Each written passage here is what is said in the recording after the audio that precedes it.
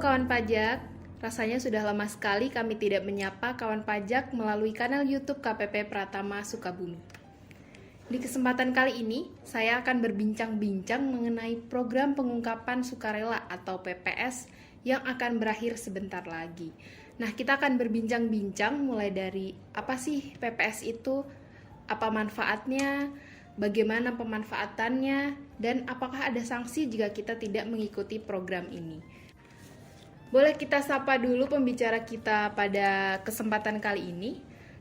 Selamat sore Kang Rudi. Selamat sore. Dan ada Kak Hari. Selamat sore Kak Hari. Sore Kak Nana dan sore pendengar semua. Baik, kita akan mulai berbincang-bincang soal PPS ya Kang Rudi dan Kak Hari. Boleh dijelasin dulu nggak sih sebenarnya PPS itu apa sih? Jadi PPS itu adalah pemberian kesempatan kepada wajib pajak untuk melaporkan atau mengungkapkan kewajiban perpajakan yang selama ini belum dipenuhi. Tentunya itu dilakukan secara sukarela melalui pembayaran PPh berdasarkan pengungkapan harta. Oke, jadi ini adalah program pengungkapan harta gitu ya Kang ya? Pengungkapan harta wajib pajak yang dilakukan secara sukarela dengan melakukan pembayaran PPh berdasarkan pengungkapan harta atau harta yang diungkapnya. Nah Kang, ini ada dasarnya nggak sih kenapa pemerintah tuh tiba-tiba bikin program PPS ini? Apakah ada latar belakangnya seperti itu? Gini para pendengar sekalian, karena ini berhubungan dengan pajak dan pajak itu diatur oleh undang-undang, nah PPS ini juga punya dasar hukumnya. Ini tercantum dalam Undang-Undang Nomor 7 Tahun 2021 atau yang sering kita dengar dengan Harmonisasi Peraturan Perpajakan, kita singkat HPP. Nah, untuk latar belakangnya sendiri, ini ada dua latar belakangnya. Pertama itu masih terdapat peserta pajak teks amnesti yang belum atau kurang mengungkapkan hartanya pada saat program pengampunan pajak. Yang kedua adalah masih terdapat wajib pajak orang pribadi yang belum mengungkapkan seluruh penghasilan dalam SPT tahunan tahun 2016 sampai dengan tahun 2020. Jadi ada dua latar belakang nanti yang akan kita bahas dalam dua kebijakan. Begitu kan Nana?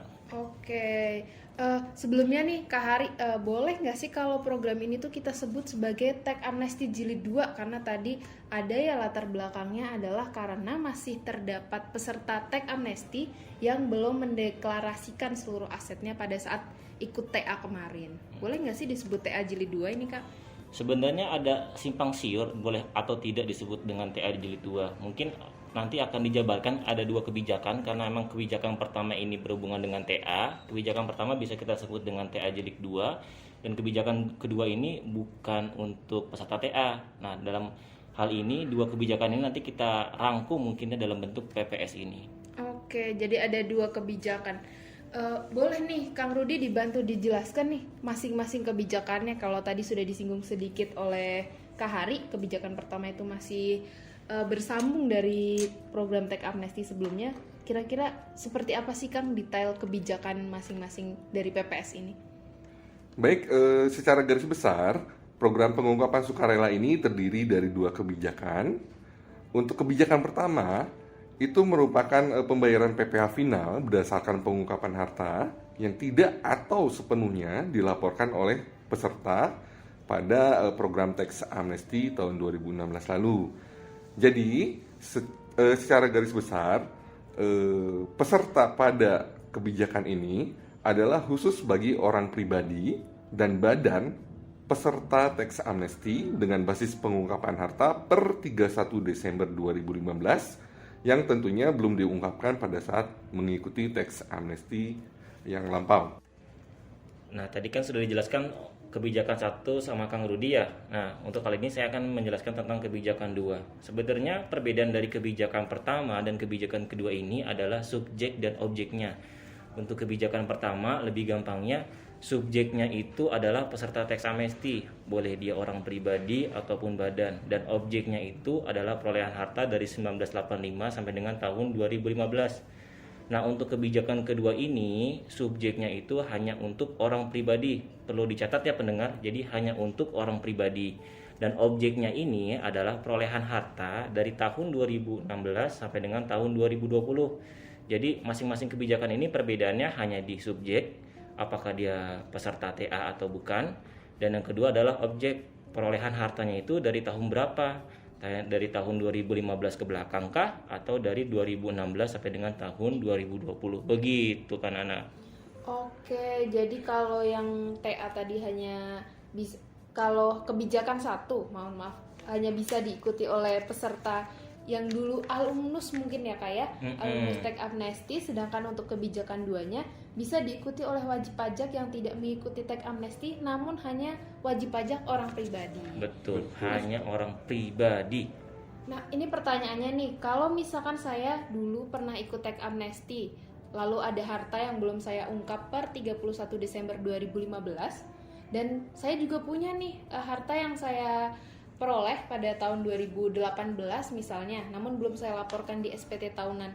Boleh nggak sih kalau kita ikut dua kebijakan ini, ikut kebijakan satu maupun ikut kebijakan dua? Baik, pertanyaan yang sangat bagus sekali Kanana. Itu memang pada umumnya terjadi pada wajib pajak kita. Dan untuk kasus seperti ini, kritik poinnya adalah apabila harta yang memang diperoleh per 31 Desember 2015 dan peserta ataupun wajib pajak tersebut telah mengikuti teks amnesti sebelumnya, dipersilakan dapat melakukan pelaporan dan pengisian SPPH-nya itu pada kebijakan satu. Tetapi apabila memang ternyata wajib pajak tersebut masih mempunyai harta yang diperoleh pada kurun waktu 2016 sampai dengan 2020 dan ternyata memang belum dilaporkan pada SPT tahunan tahun pajak 2020, maka atas wajib pajak tersebut dipersilakan untuk melakukan pelaporan dan pengisian SPPH pada kebijakan kedua. Jadi intinya silakan melakukan pelaporan dan pengisian SPPH pada masing-masing kebijakan. Oke, jadi intinya diperbolehkan ya Kang ya untuk ikut kebijakan satu dan kebijakan dua. Tapi sebelumnya Kang tadi disebut-sebut SPPH itu apa sih? Boleh dibantu dijelaskan? Jadi SPPH itu merupakan sebuah sarana yang dalam bentuk e-form yang disampaikan secara elektronik melalui halaman DJP online. Itu yang dilakukan pengisiannya oleh wajib pajak sendiri, lalu pelaporannya dilakukan oleh wajib pajak sendiri. Oh, bisa disebut ini formulir PPS-nya lah ya. Betul Tuh. sekali. Kalau kita mengikuti PPS, kita mengisi SPPH gitu. Terus ini untuk kebijakan satu dan kebijakan dua, kan kalau PPS ini tuh terdapat pembayaran PPH ya yang didasarkan atas pengungkapan harta wajib pajak. Kira-kira tarifnya berapa sih ini Kang? Atau Kak Hari deh boleh. Nah, ini untuk masing-masing kebijakan sebenarnya ada tarif tersendiri. Aku akan jelaskan kebijakan pertama dulu. Ini terdiri dari 3 layer tarif. Pertama adalah 11%, lebih rendahnya yang kemudian adalah 8%, dan yang paling ringan adalah 6%. Jadi ada 3 layer ya, dari 11, 8, dan 6. Masing-masing tarif ini punya kriteria tersendiri. Pertama untuk 11%. Nah, 11% ini adalah khusus untuk objek pajak, dalam hal ini adalah harta yang diungkapkan di luar negeri. Contoh, saya punya harta di Singapura 100 juta. Saya mengungkapkan hartanya di Singapura aja. Jadi saya bilang ke kantor pajak, saya punya harta 100 juta nih di Singapura dan nggak saya bawa pulang ke Indonesia. Nah, itu tarifnya 11%. Yang kedua adalah tarif 8%. Tarif 8% ini adalah ada 2 kondisi. Pertama adalah harta yang di luar negeri direpatriasi di dalam negeri. Contoh yang kayak tadi, harta 100 juta tersebut kita bawa pulang ke Indonesia dan kita taruh di tabungan di Indonesia. Itu tarifnya 8%. Yang kedua adalah kondisi di mana kita punya harta di dalam negeri dan kita deklarasikan di dalam negeri. Contoh, saya punya harta 100 juta dalam tabungan Indonesia dan saya declare di Indonesia juga kan, berarti tarifnya sama 8%. Dan yang terakhir adalah tarif sebesar 6%. Ini juga ada 2 kondisi. Yang pertama adalah ketika harta dari luar negeri kita repatriasi di dalam negeri dan kita investasikan di Indonesia dalam bentuk yang sudah ditentukan dalam Peraturan Menteri Keuangan. Khususnya ini salah satunya surat berharga negara. Nah, jadi intinya adalah tarif 6% ini diinvestasikan di investasi surat berharga negara. Contohnya ya, Jadi harta luar negeri kita repatriasi dalam negeri dan kita investasikan. Dan yang kedua adalah harta dalam negeri kita investasikan di surat berharga negara. Begitu kan Nana untuk kebijakan pertama. Oke, sebelum kita lanjut ke kebijakan 2, mungkin kalau yang ini saya sedikit ngerti ya soal deklarasi dan repatriasi. Jadi kalau deklarasi itu kita hanya mengakui saja gitu ya Kak Ria. Kita Betul ngaku kita punya tabungan di luar negeri misalnya. Untuk repatriasi kita mengakui kita punya tabungan di luar negeri dan tabungannya kita pindahkan ke dalam negeri. Betul banget. Sedangkan untuk yang tarif yang terakhir itu kalau tabungannya kita bawa keluar ke dalam negeri, lalu kita investasikan ke surat berharga negara atau renewable energy. Betul. Oke, untuk kebijakan keduanya boleh Kang Rudi disambung? Baik, untuk kebijakan kedua ini sebetulnya tidak jauh berbeda. Sekali lagi ini kebijakan kedua ini berlaku untuk wajib pajak orang pribadi. Pada kebijakan kedua ini, pada poin pertama adalah senilai 18%. Ini merupakan harta yang dideklarasikan dari luar negeri, dan ini hanya deklarasi saja ya, bukan tidak dipindahkan ataupun tidak direpatriasi. Hanya sifatnya mendeklar saja bahwa saya punya harta nih di luar negeri senilai sekian. Lalu untuk yang kedua adalah sebesar 14% untuk harta luar negeri yang direpatriasi dan aset dalam negeri. Lalu untuk yang ketiga sebesar 12% itu berupa untuk aset luar negeri yang direpatriasi dan aset dalam negeri yang diperoleh ataupun sudah berada di dalam negeri sendiri, yang tentunya diinvestasikan dalam surat berharga negara ataupun energi terbarukan di wilayah NKRI dalam jangka waktu tertentu pastinya. Oke, jadi untuk kebijakan 1 dan kebijakan 2 ini ada persamaannya nih kawan pajak. Jadi kalau aset kita investasikan ke dalam surat berharga negara itu tarifnya lebih rendah, betul ya? Betul, paling ringan. Oh, paling ringan tarifnya kawan pajak nih. Jadi kawan pajak nih bisa memilih, ada 3 opsi ya tadi, ada deklarasi, repatriasi, dan investasi ke surat berharga negara atau renewable energy. Silahkan kawan pajak mangga dipilih mana yang paling sesuai untuk kawan pajak. Nah, untuk selanjutnya nih kita udah ngomongin tarifnya, kita sudah membicarakan latar belakangnya. Sebenarnya apa sih keuntungannya atau manfaat yang ditawarkan dari program PPS ini sendiri nih, Kak Hari dan Kang Rudi? Kalau manfaatnya sendiri sebetulnya, selain memang kita berkewajiban sebagai warga negara untuk menyampaikan harta berikut penghasilannya sesuai ketentuan yang berlaku, tentunya ada kebijakan khusus ataupun manfaat khusus atas masing-masing kewajiban yang sebelumnya telah diuraikan. Pada kebijakan pertama, itu yang jelas peserta ataupun wajib pajak yang mengikuti ini tidak akan dikenai sanksi pasal 18 ayat 3 Undang-Undang Pengampunan Pajak atau Undang-Undang Tax Amnesty, yaitu sebesar 200% dari pajak yang kurang dibayarnya. Lalu yang berikutnya yang jelas, atas data informasi yang bersumber dari SPPH yang telah disampaikan ataupun telah dilaporkan dan lampirannya yang diadministrasikan oleh negara atau pihak lain, itu jelas tidak dapat dijadikan sebagai dasar penyelidikan, penyidikan, dan atau penuntutan pidana terhadap wajib pajak.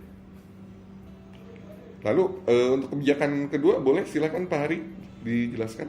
Sebenarnya untuk manfaat ini kita akan lebih enak membahasnya nanti berkaitan dengan sanksi, karena tadi kita sudah dengar sebelumnya ada tarif-tarif untuk PPS ini dan nanti akan ada sanksi.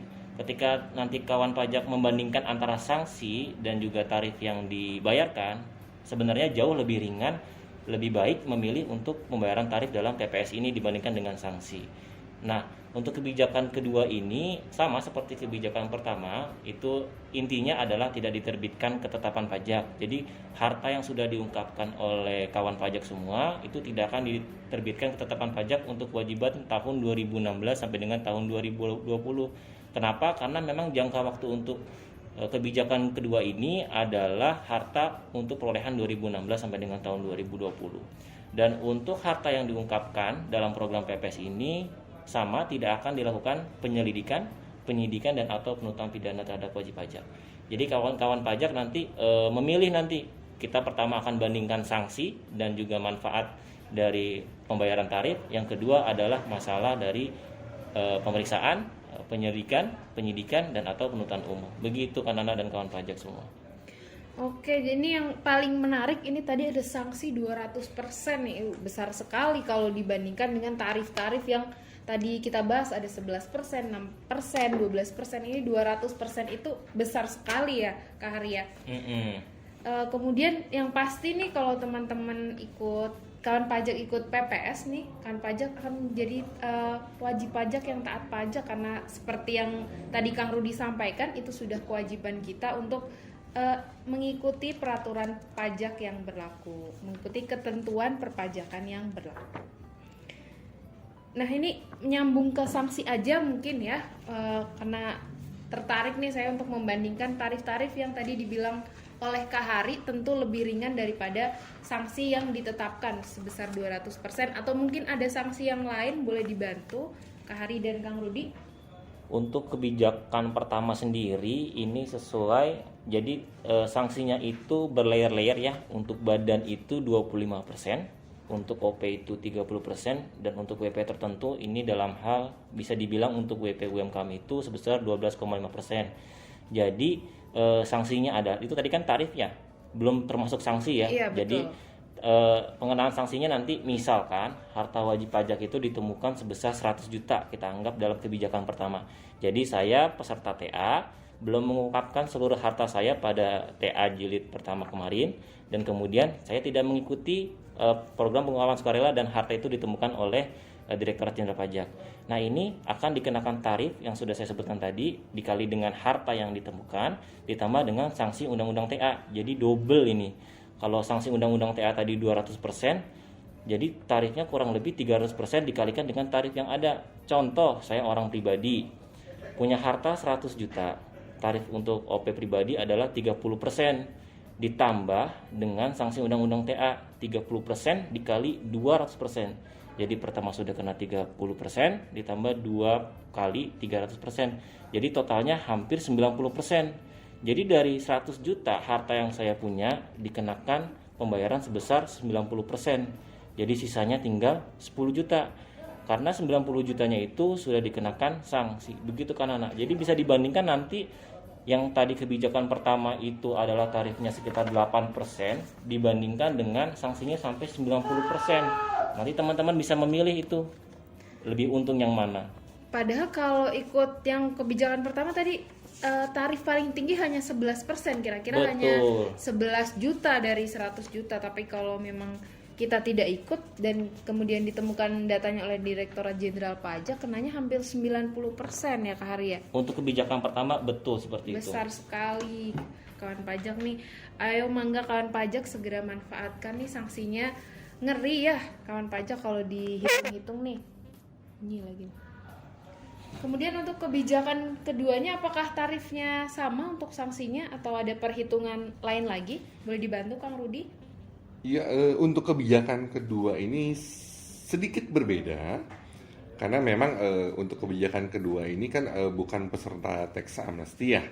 Jadi untuk perhitungan sanksinya, apabila memang Direktorat Jenderal Pajak menemukan harta lainnya yang belum dilaporkan dalam kurun waktu 2016 sampai dengan 2020, itu tarif sanksinya sebesar 30% dikali harta barunya ditambah dengan sanksi dari KUP sendiri.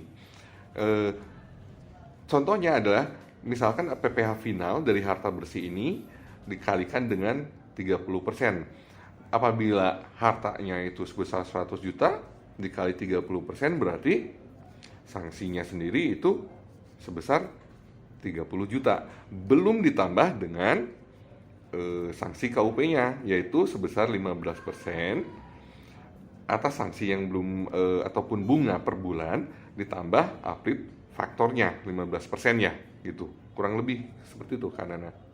Oke, berarti sanksinya ini intinya sama-sama besar nih kalau dibandingkan dengan tarif PPS yang tadi dijelaskan di awal ya. Betul banget. Tadi kan tarifnya kan sanksinya itu 30% dibandingkan dengan yang PPS tadi. Maksimal kan hanya 18% ya. Jadi antara 18% dibandingkan 30% belum ditambah dengan sanksi KUP yang per bulannya itu sekitar tadi aplit faktornya 15%, lumayan kawan pajak. Jadi rasa-rasanya lebih milih PPS dibandingkan dengan dikenakan sanksi. Betul.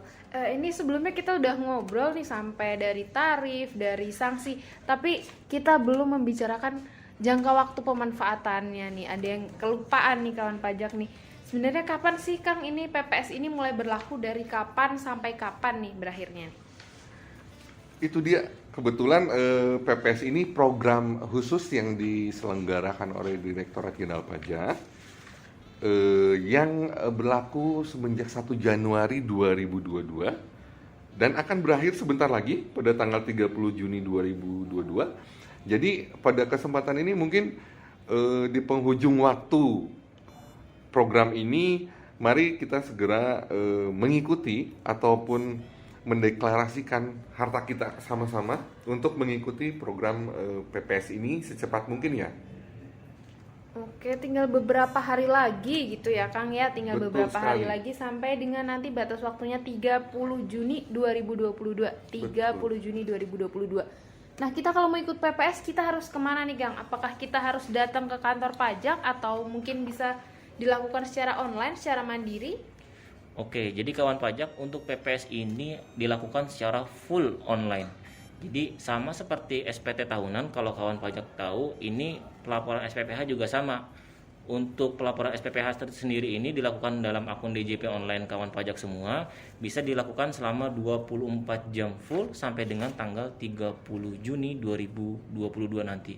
Jadi kawan pajak nggak perlu datang ke kantor pajak, bisa melakukan program PPS ini langsung di rumah, jadi bisa di mana aja dan kapan aja. Tapi kalau kawan pajak merasa kesulitan dalam melakukan pelaporan SPPH ini, bisa datang ke kantor pajak pada jam kerja tentunya, jam 8 sampai dengan jam 4 sore. Gitu karena dan kawan pajak. Oke, jadi ini untuk pemanfaatannya bisa dilakukan secara online full melalui laman DJP online atau pajak.go.id gitu ya. Tapi kalau kita membutuhkan konsultasi atau memerlukan konfirmasi, kita bisa ke kantor pajak. Apalagi yang sudah menerima surat cinta gitu ya Kak Hari ya. Betul. Ada surat himbauannya loh kawan pajak ini untuk program PPS. Jadi kawan pajak yang sudah menerima surat himbauan, sudah menerima surat cinta, silahkan untuk ikut PPS atau mungkin dikonsultasikan dulu ke kantor pajak. Kira-kira kalau kita mau ikut PPS tuh apa yang harus disiapkan nih Kak Hari? Selain akun DJP online tentunya ya. Oke. Yang paling inti adalah pertama tadi akun DJP online, dan yang berikutnya adalah daftar harta kawan-kawan pajak semua. Jadi harta kawan pajak dalam bentuk kendaraan itu dilengkapi semuanya, dari jumlah dulu waktu pembeliannya berapa, terus dengan tahun perolehannya tahun berapa. Dalam bentuk bangunan juga disiapkan semua dokumennya, tidak perlu dibawa dokumennya khusus, maksudnya kalau kendaraan itu STNK-nya dibawa tidak perlu, kawan pajak hanya perlu mendatanya saja. Jadi data-data harta ini di list semuanya, nanti kawan pajak tinggal melaporkannya dalam SPPH. Jadi nggak perlu langsung dibawa semua syarat-syarat asli seperti STNK, PBB, dan lain sebagainya. Begitu kan Nana?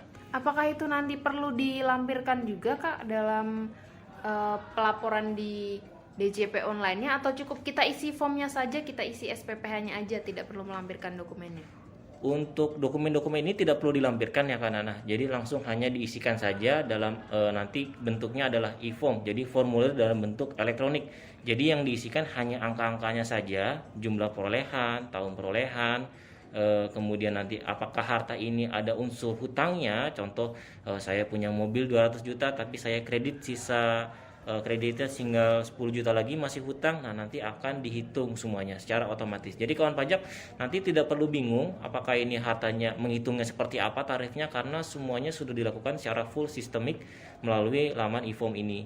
Jadi kawan pajak tinggal masukkan angka-angkanya saja, semua perhitungan, tarif dan lain sebagainya nanti akan dihitung secara otomatis. Gitu kan Nana? Oke, saya tertarik soal perhitungan tadi menyinggung hutang ya. Berarti kalau misalkan saya ada harta mobil misalkan senilai 300 juta tapi itu masih hutang, masih kurang 200 juta lagi, itu apakah saya melaporkannya 300 juta saja atau saya juga perlu melaporkan hutangnya nih? Untuk kasus seperti itu tergantung kita lihat pada kebijakan yang mana kan Nana. Apabila memang masuk kepada kebijakan pertama yaitu peserta tax amnesty, maka atas tarifnya itu merupakan nilai harta bersih saja, di mana harta bersih tersebut merupakan harta dikurangi utang sesuai dengan Undang-Undang Tax Amnesty. Nah, saya garis bawahi kenapa sesuai dengan Undang-Undang Tax Amnesty, karena ada ketentuan utang yang diakui untuk orang pribadi paling banyak sebesar 50% dari nilai perolehan atas harta tersebut. Contohnya apabila Kanana punya mobil, pembelian mobil senilai 100 juta dan utangnya misalkan sampai 75 juta. Nah, untuk kasus seperti itu yang diakui adalah hanya sebesar 50 jutanya saja. 50%-nya saja. Betul. Gitu ya, Kang. Betul. Tapi untuk WP Badan itu paling banyak sebesar 75% utang yang diakui dari nilai harta untuk perolehan harta tersebut. Tapi mohon maaf tidak berlaku untuk perolehan harta yang lain. Mohon maaf, misalkan apabila utang ini tidak bisa kita perhitungkan untuk memperoleh harta yang tidak berhubungan dengan harta yang akan kita laporkan. Sebagai contoh, kita mempunyai tanah, sebidang tanah, di mana atas pembelian harta tersebut kita melakukan KPR ke bank. Misalkan 1 miliar pembelian tanah, KPR-nya 500 juta. Tapi selain itu kita punya aset lain nih, misalkan tanah di lokasi yang lain. Nah, atas utang KPR di lokasi yang A tidak bisa diakukan sebagai utang pada lokasi yang lain. Kurang lebih Berarti seperti memang itu. hanya diperhitungkan hutang yang digunakan untuk memperoleh harta yang akan kita laporkan itu Betul saja. sekali, Berarti Kang. masing-masing harta hitungannya ya Kang ya. Kemudian untuk kebijakan 2 apakah sama? Untuk kebijakan 2 ini sebagian besar sama, cuman tidak ada batasan harta ini yang diakui hanya 50% atau 75% seperti kebijakan pertama tadi. Jadi hartanya ini langsung dikurangi dengan pokok hutang, begitu kan Nana. Oke. Dan catatannya di sini adalah jika hutang tadi kan ada harta pengungkapan luar negeri ya dan Betul. repatriasi luar negeri. Nah itu jika dalam bentuk falas maka menggunakan kurs KMA pada tanggal akhir tahun pajak 2020.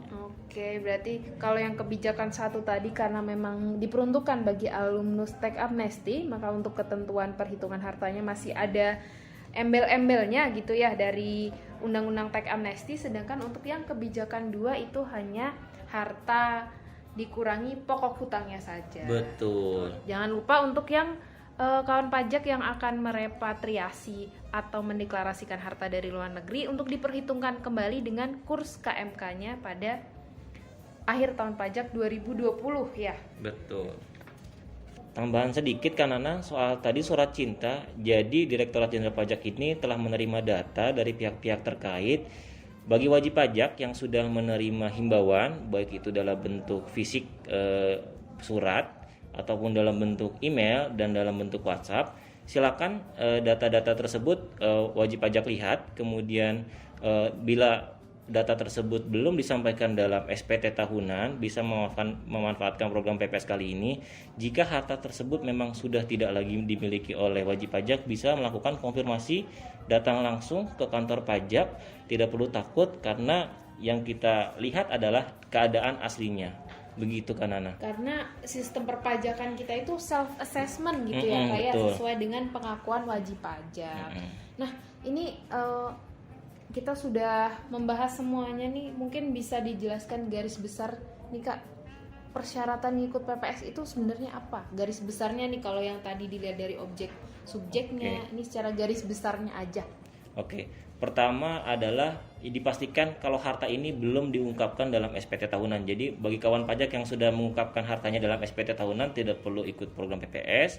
Program PPS ini hanya untuk bagi wajib pajak yang belum melaporkan seluruh hartanya dalam SPT tahunan. Kemudian tadi sudah dibahas tentang subjek dan objek pajaknya. Yang kemudian PPS ini bisa dilakukan secara online 24 jam full bagi wajib pajak semuanya dan berakhir sampai dengan tanggal 30 Juni 2022. Jadi segera manfaatkan, tinggal sisa beberapa hari lagi. Mangga bagi seluruh warga yang terutama di wilayah Kota Sukabumi dan Kabupaten Sukabumi. Oke, jadi mangga kawan pajak segera dimanfaatkan. Tapi kalau kita sudah mengungkapkan semuanya dalam SPT tahunan, sudah jujur untuk pelaporannya, sudah sesuai dengan ketentuan yang berlaku, berarti tidak perlu ikut PPS ini. Betul. Mungkin ini terakhir nih, Kak Hari dan Kang Rudi, boleh ada closing statementnya, himbauan untuk wajib pajak khususnya di wilayah Sukabumi, ada nggak nih di sisa waktu beberapa hari ini nih sebelum 30 Juni 2022, sebelum PPS berakhir? Mangga. Baik, terima kasih Kak Nana. Secara pribadi saya menyampaikan pesan dan himbauan kepada seluruh warga di kota dan Kabupaten Sukabumi.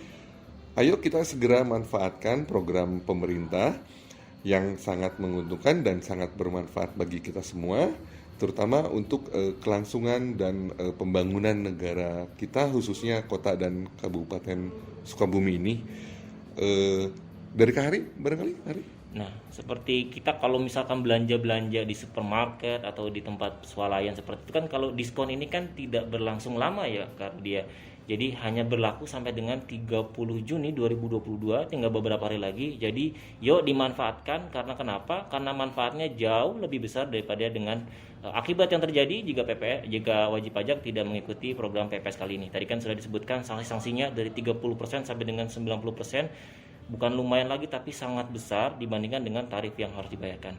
Dan catatan, untuk semua jenis pelayanan perpajakan nanti yang wajib pajak akan laksanakan dalam bentuk DJP online, secara online maupun konsultasi melalui WhatsApp dan juga konsultasi datang langsung, itu tidak dipungut biaya sama sekali. Jadi perlu digarisbawahi bahwa seluruh layanan ini adalah gratis begitu. Oke, baik, terima kasih Kak Hari dan Kang Rudi. Jadi mangga warga Sukabumi segera dimanfaatkan PPS-nya, karena masyarakat bijak taat pajak. Tadi kalau Kak Hari bilang program ini merupakan diskon yang diberikan oleh pemerintah. Jadi diskon itu tidak setiap hari ada, tidak sepanjang tahun ada ya Kak Hari, hanya di waktu-waktu spesial saja. Mangga segera dimanfaatkan kawan pajak. Kalau menurut tagline-nya ungkap saja gitu. Kalau mungkin ada yang bingung atau perlu dikonsultasikan, silakan ditanyakan saja ke kantor pajak, ke KPP terdaftar. Untuk pelayanannya gratis, termasuk PPS ini tidak dipungut biaya. Begitu ya Kak Hari ya? Betul sekali. Baik, terima kasih Kak Hari dan Kang Rudi sudah menemani saya berbincang-bincang soal PPS ini.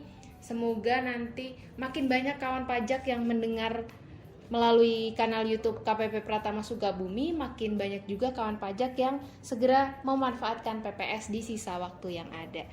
Kawan pajak, sampai bertemu di bincang-bincang berikutnya. Untuk kawan pajak yang mempunyai pertanyaan terkait PPS, silahkan untuk menghubungi kami melalui sosial media Instagram, Twitter Pajak Sukabumi, atau melalui Google Business KPP Pratama Sukabumi. Melalui Google nanti bisa di search. Silakan untuk ditanyakan melalui kolom chat kami, tersedia di jam kerja mulai pukul 8 sampai 16 WIB. Itu saja kawan pajak, sampai bertemu di kesempatan berikutnya. Terima kasih.